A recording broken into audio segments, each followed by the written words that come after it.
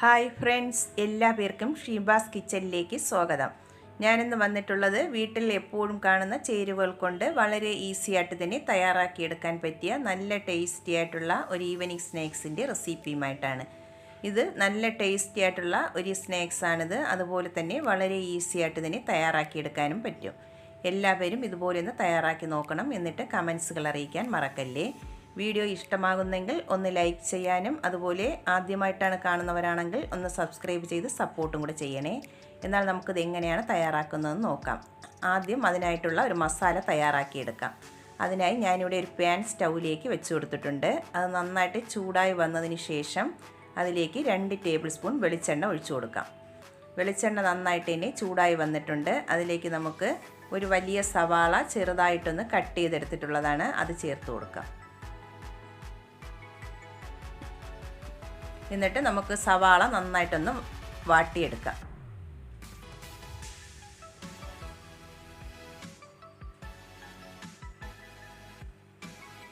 സവാളയെല്ലാം നന്നായിട്ട് തന്നെ ഒന്ന് വഴന്ന് വന്നിട്ടുണ്ട്. ഇനി നമുക്ക് അതിലേക്ക് ആവശ്യത്തിനുള്ള ഉപ്പും കൂടെ ചേർത്ത് കൊടുക്കാം. എന്നിട്ട് ഒന്നും കൂടെ ഒന്ന് മിക്സ് ചെയ്തെടുക്കാം.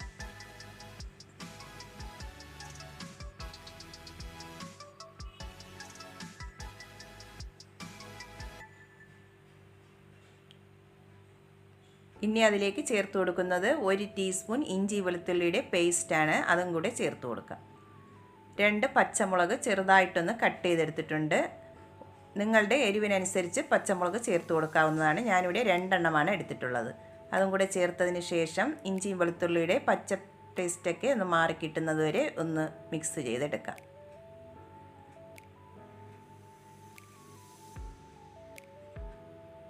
ഇഞ്ചിയും വെളുത്തുള്ളിയുടെ പച്ച ടേസ്റ്റൊക്കെ മാറി വന്നിട്ടുണ്ട്. ഇനി അതിലേക്ക് പൊടികൾ ചേർത്ത് കൊടുക്കാം. 1/2 ടീസ്പൂൺ മഞ്ഞൾപ്പൊടി, 1/2 ടീസ്പൂൺ ഗരം മസാല,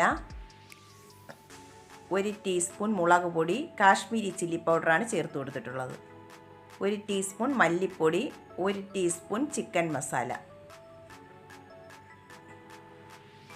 പൊടികൾ ചേർത്തതിന് ശേഷം പൊടികളുടെയൊക്കെ പച്ച ടേസ്റ്റ് മാറുന്നതുവരെ ഒന്ന് മിക്സ് ചെയ്തെടുക്കാം.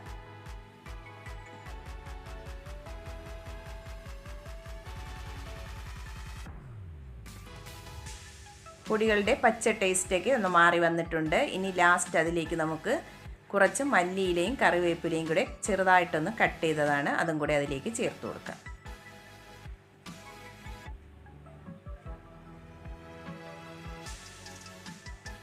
എന്നിട്ട് എല്ലാം കൂടെ ഒന്നും കൂടെ ഒന്ന് മിക്സ് ചെയ്തെടുക്കാം.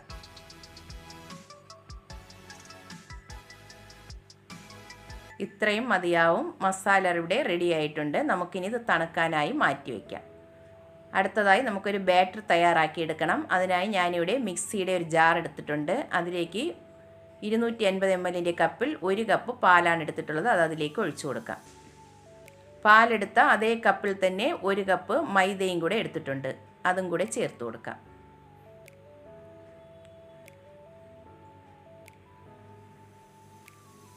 അടുത്ത് 1 മുട്ടയും കൂടെ ചേർത്ത് കൊടുക്കുന്നുണ്ട്.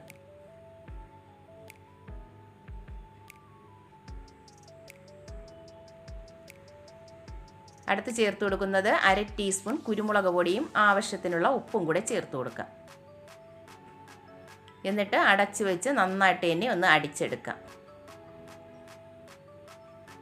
ഞാനിവിടെ നന്നായിട്ട് തന്നെ ഒന്ന് അടിച്ചെടുത്തിട്ടുണ്ട്. ഇത് നമുക്കൊരു ബൗളിലേക്ക് ഒഴിച്ചു കൊടുക്കാം.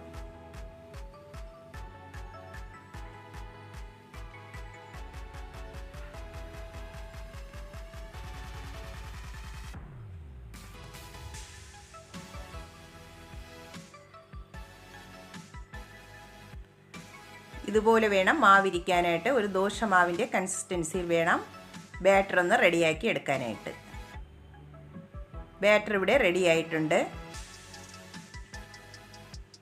ഇനി സ്നാക്സിലേക്ക് ഞാനിവിടെ 3 മുട്ട ഒന്ന് പുഴുങ്ങിയതിന് ശേഷം ഇതുപോലെ റൗണ്ട് ചെയ്ത് ഒന്ന് കട്ട് ചെയ്തെടുത്തിട്ടുണ്ട്.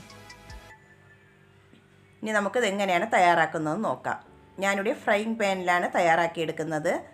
അതിനെ ഒന്ന് സ്റ്റൗവിലേക്ക് വെച്ച് കൊടുത്തിട്ടുണ്ട്. അത് നന്നായിട്ടൊന്ന് ചൂടായി വന്നതിന് ശേഷം 1 ടേബിൾ സ്പൂൺ നെയ്യ് ഒഴിച്ചു കൊടുക്കാം.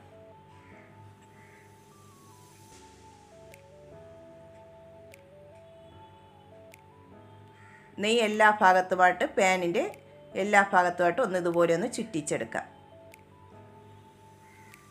നെയ്യ് ചൂടായി വന്നതിന് ശേഷം നമുക്ക് നേരത്തെ റെഡിയാക്കി വെച്ചിട്ടുള്ള ബാറ്ററിൽ നിന്ന് നേർപകുതി അതിലേക്ക് ഒഴിച്ചു കൊടുക്കാം.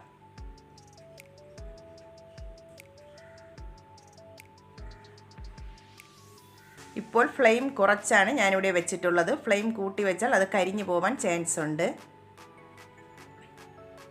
പകുതി ബാറ്റർ ഒഴിച്ചതിന് ശേഷം നമുക്ക് നേരത്തെ റെഡിയാക്കി വെച്ചിട്ടുള്ള മസാലയിൽ നിന്നും അതിലേക്ക് ചേർത്ത് കൊടുക്കാം.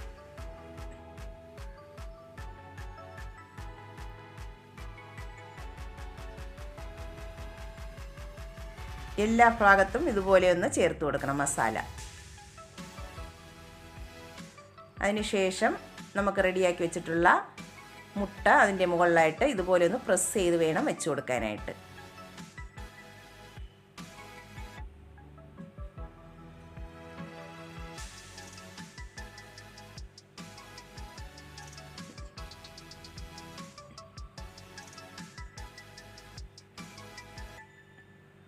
മുട്ട വെച്ചതിന് ശേഷം കുറച്ച് മസാലയും കൂടെ ബാക്കിയുണ്ട്, അതും കൂടെ നമുക്ക് മുകളിലായിട്ട് ചേർത്ത് കൊടുക്കാം.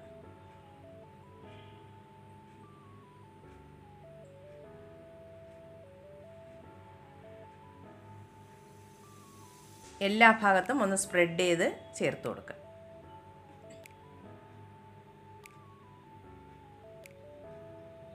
ലാസ്റ്റ് കുറച്ച് മല്ലിയിലയും കൂടെ ചേർത്ത് കൊടുക്കുന്നുണ്ട്.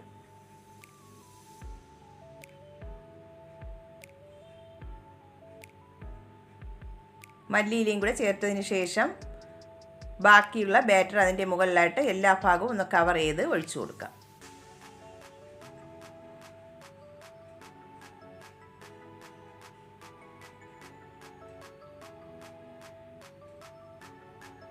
ഞാനിവിടെ ബാറ്റർ എല്ലാം ഒഴിച്ചു കൊടുത്തിട്ടുണ്ട്. ബാറ്റർ ഫുള്ളായിട്ടും ഞാനിവിടെ ഒഴിച്ചു കൊടുത്തിട്ടുണ്ട്. ഇനി നമുക്ക് അടിയിൽ പഴയ ഒരു പാൻ വെച്ചിട്ട് വേണം ഇത് അതിൻ്റെ മുകളിലായിട്ട് വെച്ച് കൊടുക്കാനായിട്ട്. അല്ലെങ്കിൽ ഇത് അടിക്ക് പിടിക്കാൻ ചാൻസ് ഉണ്ട്. അതുകൊണ്ട് ഇതുപോലൊരു പഴയ പാൻ അടിയിലേക്ക് വെച്ചതിന് ശേഷം ഇത് വെച്ച് കൊടുക്കാം. എന്നിട്ട് നമുക്ക് അടച്ച് വെച്ച് കൊടുക്കാം. ലോ ഫ്ലെയിമിൽ വെച്ചിട്ട് വേണം ഇത് 15 മിനിറ്റ് ഒന്ന് കുക്ക് ചെയ്തെടുക്കണം. 15 മിനിറ്റ് ആയിട്ടുണ്ട്. ഇത് നന്നായിട്ട് തന്നെ കുക്കായി വന്നിട്ടുണ്ട്.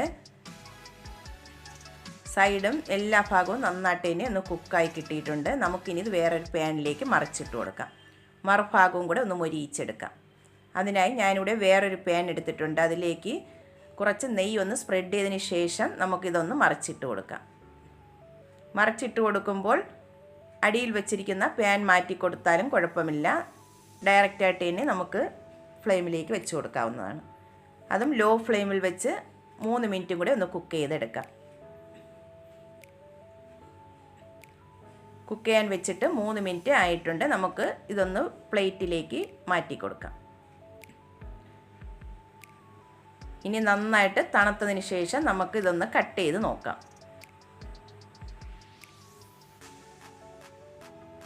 നല്ല ടേസ്റ്റി ആയിട്ടുള്ള ഒരു സ്നാക്സാണിത്. എല്ലാവരും ഒന്ന് തയ്യാറാക്കി നോക്കണം. നോക്കിയിട്ട് കമൻസുകൾ അറിയിക്കാൻ മറക്കല്ലേ. അതുപോലെ എല്ലാവരും ഈ വീഡിയോ ഇഷ്ടമാകുന്നെങ്കിൽ ഒന്ന് ലൈക്ക് ചെയ്ത് സപ്പോർട്ട് ചെയ്യണേ. ആദ്യമായിട്ടാണ് കാണുന്നവരാണെങ്കിൽ ഒന്ന് സബ്സ്ക്രൈബ് ചെയ്യാനും മറക്കല്ലേ. എന്നാൽ നമുക്ക് പുതിയ വീഡിയോയുമായി വീണ്ടും കാണാം.